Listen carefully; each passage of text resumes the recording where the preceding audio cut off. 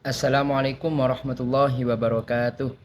Nama saya Muhammad Habibullah, NPM 211201017148 dari Prodi PAI kelas 6C. Yang kami muliakan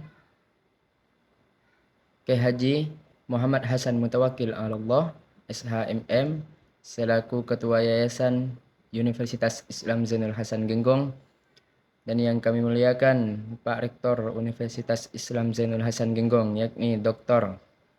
Abdul Aziz Wahab, BAMAG, dan segenap staf-stafnya, semua dosen yang ada di naungan Universitas Islam Zainul Hasan Genggong yang kami hormati. Di sini saya akan mempresentasikan tentang metode istimbat Muhammadiyah. Yang pertama yaitu pengertian istimbat. Secara etimologis, kata istimbat berasal dari kata an-nab, bentuk masdar dari nabata yang butuh nabatan, yang berarti air yang keluar dari dalam sumur. Menurut Haitham Hilal, kata istimbat berarti mengeluarkan air dari dalam tanah. Kata istimbat digunakan dalam arti al-istikhraj, mengeluarkan, yaitu mengeluarkan atau menjelaskan sesuatu yang sebelumnya masih belum jelas. Secara terminologis, kata istimbat berarti upaya mengeluarkan makna dari nas, Al-Quran dan As-Sunnah atau hadis, yang berkaitan dengan hal-hal yang sulit dan penting dengan mencurahkan kekuatan nalar dan kemampuan yang optimal. Itu pengertian dari istimbat. Dan yang kedua, hukum Islam secara hukum. Sedangkan ahkam, hukum, merupakan konsekuensi dari adanya istimbat, yaitu sesuatu yang berkaitan dengan pekerjaan-pekerjaan orang mukallaf dan sudah mempunyai kewajiban-kewajiban dalam menjalankan syariat Islam. Pokok syariat Islam terbagi menjadi 5 bagian. Yang pertama yaitu wajib, dilakukan seperti sholat fardu itu. Dan yang kedua ada haram, yang dilakukan seperti zina. Ketiga yaitu boleh, memiliki antara melakukan dan tidak, boleh dilakukan dan boleh tidak, seperti makan dan minum.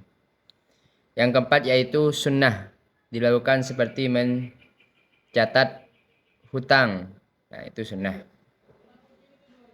Kelima yaitu makruh, dilakukan seperti mengerjakan sholat sunnah saat terbit dan terbenamnya matahari.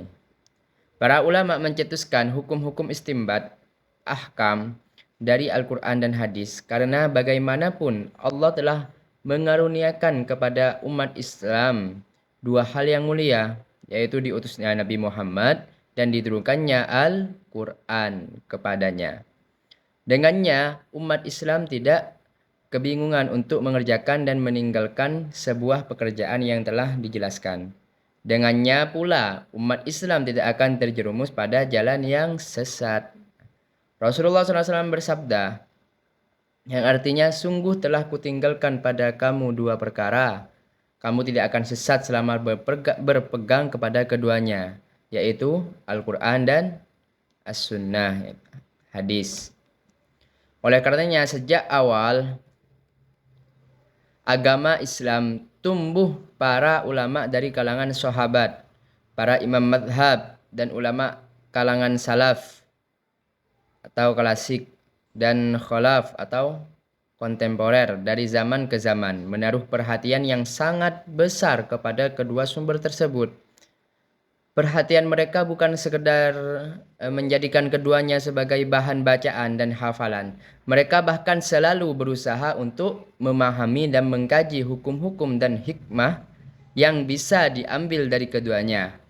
Nah, hal itu tentu tidak bisa diperoleh kecuali dengan pemahaman yang utuh dan benar pada keduanya, dengan upaya para ulama yang selalu mengkaji dan mendalami.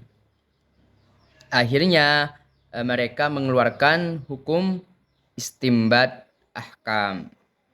Istimbat ahkam ini mengeluarkan hukum baik dari hukum dari Al-Quran maupun hukum dari hadis begitu. Nah, sebelum kita ke manhaj tarjih Muhammadiyah, kita harus mengetahui dulu sejarah Muhammadiyah. Nah, sekarang sejarah Muhammadiyah. Pada bulan Dzulhijjah tanggal 8 tahun 1330 Hijriah atau bertepatan dengan 18 November 1912 Masehi merupakan momentum penting lahirnya Muhammadiyah. Itulah kelahiran sebuah gerakan Islam modernis terbesar di Indonesia pada waktu itu, yang melakukan perintisan atau kepeloporan pemurnian sekaligus pembaruan Islam di negeri berpenduduk terbesar Muslim di dunia. Sebuah gerakan yang didirikan oleh seorang kiai yang alim tersebut, yang cerdas dan berjiwa pembaru, yakni Kiai Haji Ahmad Dahlan atau Muhammad Darwis dari kota Santri Kauman, Yogyakarta. Kata Muhammadiyah sendiri secara bahasa berarti pengikut Nabi Muhammad SAW. Penggunaan kata Muhammadiyah dimaksudkan untuk menisbatkan atau menghubungkan dengan ajaran dan jejak perjuangan Nabi Muhammad. Kelahiran Muhammadiyah sebagaimana digambarkan itu melekat dengan sikap, pemikiran, dan langkah Kiai Dahlan sebagai pendirinya, yang mampu memadukan paham Islam yang ingin kembali pada Al-Quran dan Sunnah Nabi dengan orientasi tajdid yang membuka pintu ijtihad untuk kemajuan. Nah, sehingga memberi karakter yang khas dari kelahiran dan perkembangan Muhammadiyah di kemudian hari. Kiai Dahlan sebagaimana para pembaru Islam lainnya, tetapi dengan tipikal yang khas itu memiliki cita-cita membebaskan umat Islam dari keterbelakangan dan membangun kehidupan yang berkemajuan melalui tajdid, melalui pembaruan yang meliputi aspek-aspek tauhid, akidah, ibadah, muamalah, dan pemahaman terhadap ajaran Islam dan kehidupan umat Islam. Dengan mengembalikan kepada sumbernya yang asli, yakni Al-Quran dan Sunnah yang sahih, dengan membuka ijtihad. Nah, mengenai langkah pembaruan Kiai Dahlan yang merintis lahirnya Muhammadiyah di Kampung Kauman.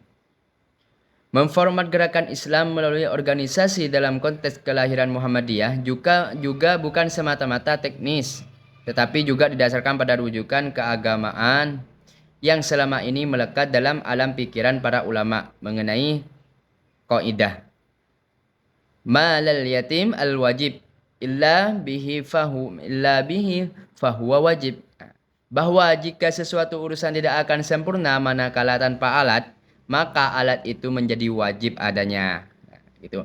Lebih mendasar lagi, kelahiran Muhammadiyah sebagai gerakan Islam melalui sistem organisasi juga memperoleh rujukan teologis sebagaimana tercermin dalam pemaknaan atau penafsiran surat Ali Imran ayat ke-104 yang memerintahkan adanya sekelompok orang untuk mengajak kepada Islam, menyuruh pada yang ma'ruf dan mencegah dari yang mungkar.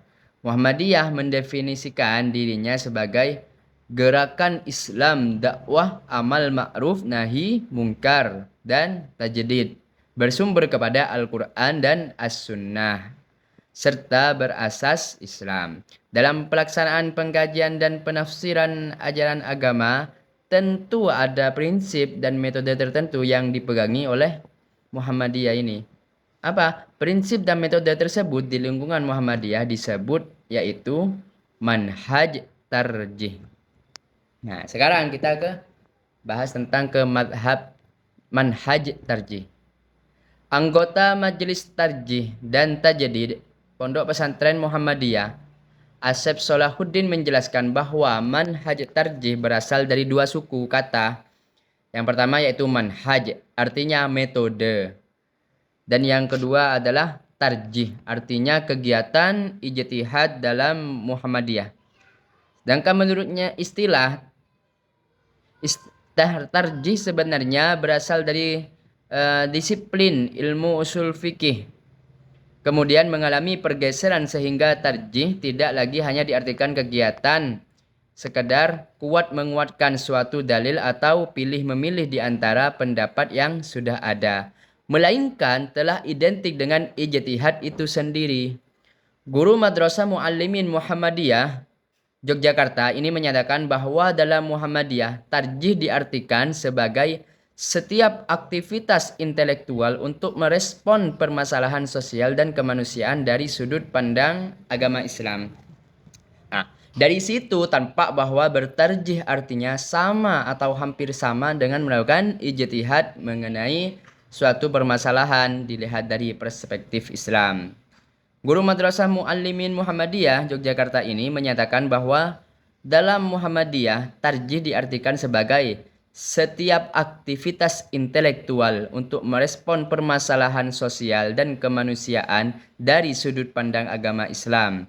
Nah, dari situ tampak bahwa bertarjih artinya sama atau hampir sama dengan melakukan ijtihad. Hampir sama ya. Mengenai suatu permasalahan dilihat dari perspektif Islam. Nah, kesimpulannya metode istimbat Muhammadiyah langsung pada sumber utama ajaran Islam yaitu Al-Qur'an dan Al-Hadis atau As-Sunnah. Akan tetapi jika tidak terdapat dalam Al-Qur'an dan Al-Hadis, Muhammadiyah juga menempuh jalan ijtihad dengan menggunakan metodenya, yaitu metode ijtihad qiyasi, ilahqi dan istihlahi. Nah, begitu. Itu sekian dari saya. Terima kasih dan mohon maaf atas kesalahan kata. Wallahul muwaffiq ilal aqwamit thoriq. Assalamualaikum warahmatullahi wabarakatuh.